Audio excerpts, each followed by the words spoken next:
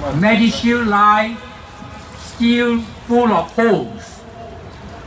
Now, MediShield was started in 1990, and at that time, the aim was to take care of hospital bills. But when it started, many people found that after they go to hospital, MediShield did not cover a large part of the bill. It only covers a small part of the bill. So therefore, it is a scheme that started with plenty of holes. Now 20 years have passed, and during this time, very little was done to improve the scheme.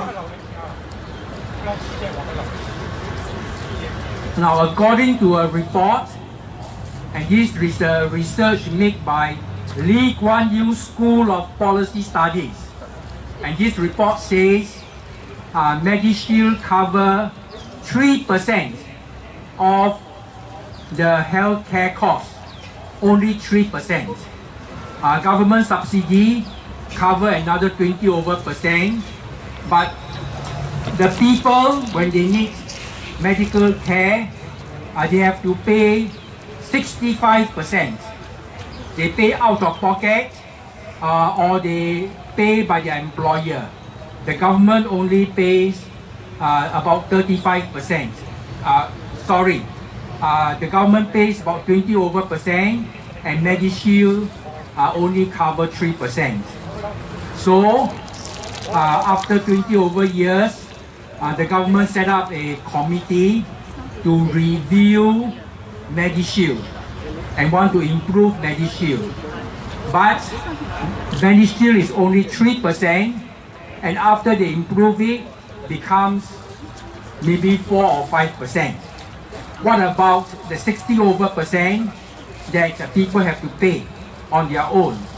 So, with all the high-powered committee, they are only looking at 3% of the cost, and 97% is outside of their purview.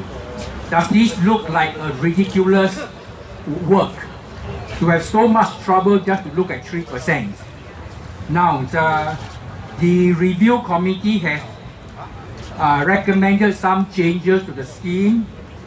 They want to call it MediShield Life, and it will come into operation in a few months' time.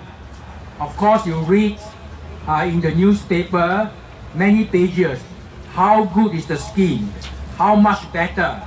You also hear in Parliament discussion by your members of Parliament, oh, this is a good scheme. Yes, it is better than before, but it only covers not more than 5% of the total cost. 95% is outside of the scheme. So I will say MediShield Life is still full of holes. Now, what are the holes? A large part of what people have to spend for healthcare costs are not covered by MediShield. First, medicine. Now, when people are old, and if they got a chronic disease, such as diabetes, such as high blood pressure, cholesterol, they need to have medicine. And they need to have medicine every month. And the medicine are expensive. Of course, the Ministry of Health website says some medicine are subsidized, but only for people who qualify. Now, I don't know who qualify, who don't qualify, and many people tell me the medicine are expensive in Singapore. They have to go to JB to buy the medicine. All right. One retiree wrote to me and said, Mr. Tan, please bring this up. I am retiree. I got the chronic problems. My medical bill costs $250 a month. And of course, all these are not covered by the government, not subsidized. Now, another hole is pre and post operation. Now, when you go to hospital, you sometimes have to go a few times to the hospital to check up before you are operated. And after operation, you also have to go back for further checkup. Now the pre and the post operation are not covered by MediShield. How do I know? Because I experienced this myself. I went for cataract and the surgery bill cost me $3,200. Of course, this is because I went in as a private patient. If it's subsidized, it's cheaper, but still quite expensive. But I found, to my surprise, I have to go for pre-operation checkup a few times, and it cost me about $500–600. After the operation, I have to go back to see the doctor another 3 times. That will cost another $200–300. So the operation itself is $3,200, which is supposed to be covered by MediShield, but the pre and the post operation is not covered. So my total bill of $4,000, how much do I claim from MediShield? I get 0. Why? They say private patient, that part not counted. You must count the government part, the subsidized part. And the subsidized part, after they do the calculation, they take off the deductible, my claim is 0. Of course, to me, that's not a problem, but to many other people, 4,000 is a lot of problem. Even if they are subsidized, they still have to pay about $1,500. And that is still a lot of problem because that part is not covered. So MediShield therefore has this other problem. The pre and the post surgery cost is not covered. And then we all have this deductible. Every time you go to hospital, whatever is the bill, the deductible you can't claim. Now, what is the purpose of the deductible? They follow America.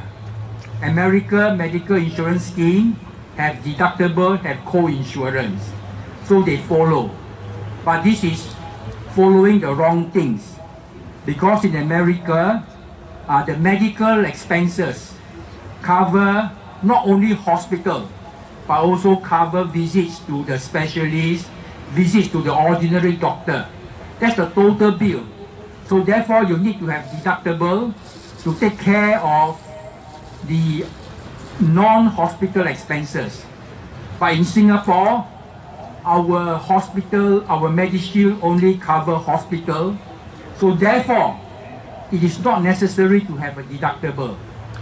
So our MediShield scheme with this deductible is also very badly designed. So this is why I say our MediShield, based on the current design, is still a scheme that is full of holes. Now, what is the better scheme? We just have to take a look at other countries. You look at Japan, you look at Taiwan, you look at Australia, Canada, and Hong Kong. All of them have better medical insurance scheme than Singapore. Our scheme in Singapore is full of holes, very complicated. Okay, all right. Okay, so a good scheme is one where, excuse me, a good scheme is one where you just have to pay a premium and most of the expenses are taken care of. In Singapore, this is not covered, that is not covered, so at the end, you have to make so many payments, and also it's very complicated. So I hope, especially for retirees,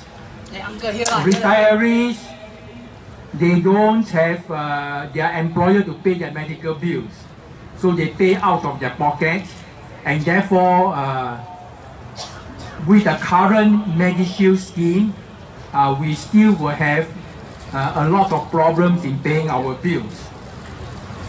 Now in America, those people above 65, all of their medical expenses are paid by the government. Everything. Of course, I'm not saying that we want to follow America because America is very costly. But just to go and show that in most other countries, the government will take care of a large part of the healthcare costs. In most countries, 65% of healthcare costs is paid by the government through taxation, and only 30% is 70% and 30% is paid by the people out of pocket. But in Singapore, it's the other way around. We have to pay 60-70% of the cost. So our MediShield, our national healthcare scheme, needs to be changed to follow the example of other countries. Otherwise, it will continue to be very costly. That's all I want to say, and thank you for coming today.